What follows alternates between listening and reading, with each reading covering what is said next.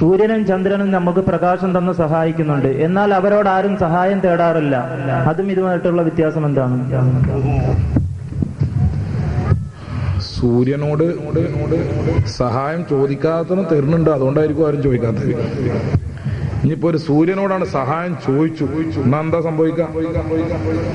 സൂര്യനോടല്ല, എന്റെ മുമ്പിലുള്ള ഈ മൈക്കിനോട് ഞാൻ സഹായം ചോദിച്ചു, എന്താ സംഭവിക്കുക?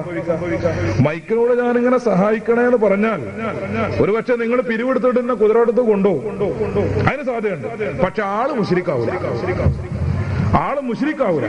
മുശ്രിക്കാകണമെങ്കിൽ ഈ സാധനം ദൈവീകമായ സ്വയം പര്യാപ്തതയുള്ള മഅബൂദായ ആരാധ്യനായ ഒരു വസ്തുവാണ്, അല്ലെങ്കിൽ ഒരു ശക്തിയാണ് എന്ന് ഞാൻ വിശ്വസിക്കുമ്പോൾ മാത്രമേ ശിർക്ക് വരുള്ളൂ. അത് ഇതിന്റെ കാര്യമല്ല. ഈ സ്പീക്ക് സ്റ്റാൻഡ് ആവട്ടെ, അല്ലെങ്കിൽ മറ്റേതെങ്കിലും എന്ത് സാധനമാവട്ടെ, ഏത് സാധനത്തോടും സഹായം ചോദിക്കുന്നത് ശിർക്കായി തീരണമെങ്കിൽ ഈ വിശ്വാസത്തോടെ ചോദിക്കണം. അല്ലെങ്കിൽ ചിലപ്പോ സഹായം കിട്ടൂല. മൈക്കനോട് ചോദിച്ചാൽ വല്ലതും കിട്ടുമോ? ഒന്നും കിട്ടൂല. സൂര്യനോട് ചോദിച്ചാൽ രാത്രി ഇപ്പൊ ഞാൻ സൂര്യനോട് ഇങ്ങനെ സഹായം ചോദിക്കാം, സൂര്യൻ വെളിച്ചം തരുമോ? ഇല്ല, തന്നോണമെന്നില്ല. പക്ഷെ ചോദിച്ചു എന്നതുകൊണ്ട് ശിർക്ക് വരില്ല. ഒന്ന്. ഇനി രണ്ടാമത്തത്, വിശുദ്ധ ഖുർആനിൽ അള്ളാഹു പറയുന്നത് ഇന്നമാ വലിയുക്കുമുല്ലാഹു വ റസൂലുഹു വല്ലദീന ആമനു.